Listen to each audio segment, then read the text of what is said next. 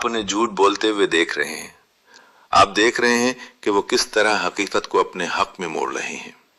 آپ دیکھ رہے ہیں کہ وہ خاموشی سے لوگوں کو آپ کے خلاف کر رہے ہیں۔ اور سب سے تکلیف دہ بات یہ ہے کہ بظاہر ایسا لگتا ہے جیسے ان کی چال کامیاب ہو رہی ہے۔ آپ کے دل میں سوال اٹھتا ہے، میں آخر کیا کروں؟ کیا میں سب کے سامنے حقیقت بیان کروں؟ کیا میں ان کے جھوٹ کا جواب دوں؟ کیا میں ان لوگوں کو ثبوت دکھاؤں جنہیں وہ میرے خلاف کر چکے ہیں، یا پھر خاموش رہوں؟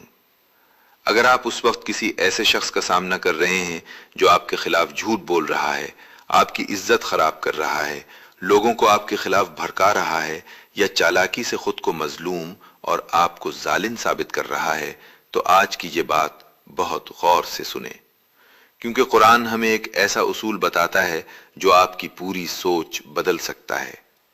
اللہ تعالیٰ فرماتا ہے، اور بری تدبیر کا وبال اسی پر پڑتا ہے جو اسے اختیار کرتا ہے۔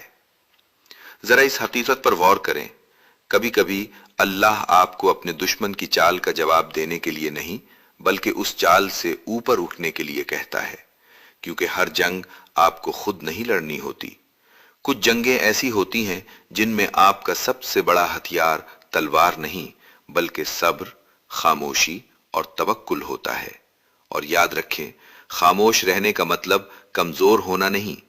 کبھی کبھی خاموشی اس بات کی علامت ہوتی ہے کہ آپ نے اپنا معاملہ لوگوں کے ہاتھ سے نکال کر اللہ کے ہاتھ میں دے دیا ہے۔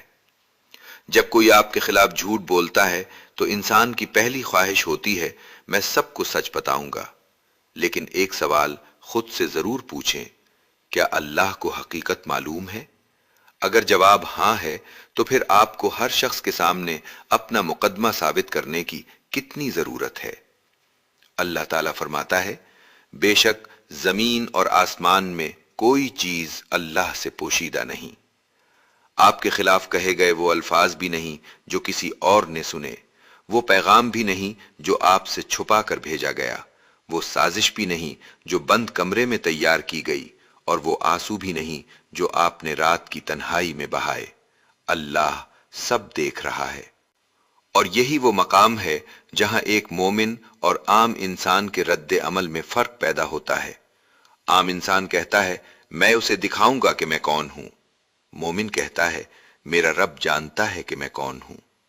عام انسان کہتا ہے، میں سب کو حقیقت بتاؤں گا۔ مومن کہتا ہے، اللہ حقیقت کو مجھ سے بہتر ظاہر کر سکتا ہے۔ عام انسان کہتا ہے، میں بدلہ لوں گا۔ مومن کہتا ہے، میں اپنا معاملہ اللہ کے سپرد کرتا ہوں، مگر جہاں میرا حق اور ذمہ داری ہے وہاں حکمت کے ساتھ قدم اٹھاؤں گا۔ یہ فرق بہت بڑا ہے، کیونکہ اسلام ہمیں ظلم برداشت کرنے اور ہر حال میں خاموش رہنے کا حکم نہیں دیتا۔ اگر کسی کا ظلم روکنا ضروری ہو، اپنا حق لینا ضروری ہو، یا کسی کو نقصان سے بچانا ضروری ہو، تو مناسب اور جائز طریقہ اختیار کرنا درست ہے۔ لیکن مسئلہ وہاں شروع ہوتا ہے جہاں ہم انصاف کے نام پر انتقام، غصے اور بدلے کے غلام بن جاتے ہیں۔ آپ کو اپنے دشمن جیسا بننے کی ضرورت نہیں، آپ کو صرف اپنے رب کے قریب رہنے کی ضرورت ہے۔ اور قرآن ہمیں بار بار یہ دکھاتا ہے کہ انسان اپنی تدبیریں بناتا ہے، لیکن اللہ کی تدبیر سب سے غالب ہوتی ہے۔ اللہ تعالیٰ فرماتا ہے، انہوں نے تدبیر کی اور اللہ نے بھی تدبیر فرمائی، اور اللہ سب سے بہتر تدبیر کرنے والا ہے۔ یہ آیت ہمیں ایک بہت گہری حقیقت سمجھاتی ہے۔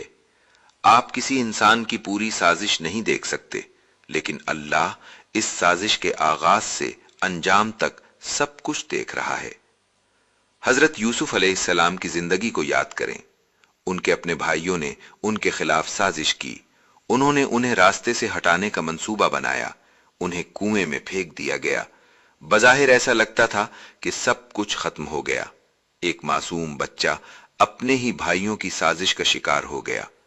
اگر اس وقت کوئی صرف ظاہری حالات دیکھتا تو یہی سمجھتا کہ سازش کامیاب ہو گئی، لیکن بھائیوں کو معلوم نہیں تھا کہ وہ جس بچے کو ختم کرنے نکلے ہیں، اللہ اسی کے لیے ایک ایسا راستہ بنا رہا ہے جو اسے مصر کے اقتدار تک لے جائے گا۔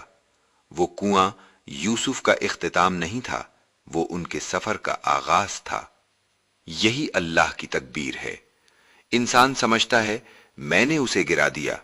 अल्लाह फरमाता है मैं उसे वहां ले जा रहा हूं जहां तुम्हारी सोच भी नहीं पहुंच सकती।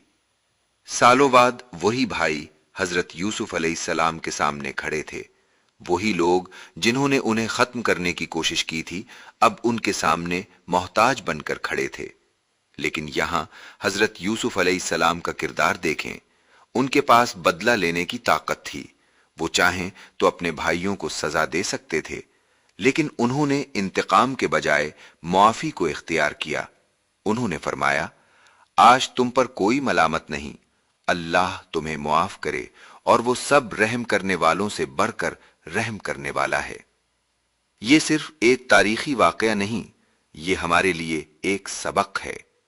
कभी कभी अल्लाह आपको अपने दुश्मन से बदला लेने के लिए ताकतवर नहीं बनाता, बल्कि इसलिए ताकतवर बनाता है कि आप बदला लेने के बावजूद मुआफी का इंतखाब कर सकें। और अगर आप इंसानी ज़हन, जज्बात, रवैयों और शख्सियत के ऐसे ही पुरअसरार राज जानना चाहते हैं तो हमारे चैनल को ज़रूर सब्सक्राइब करें, क्योंकि यहाँ हम उन सवालों के जवाब तलाश करते हैं जिनके बारे में इंसान अक्सर सोचता तो है मगर किसी से पूछता नहीं।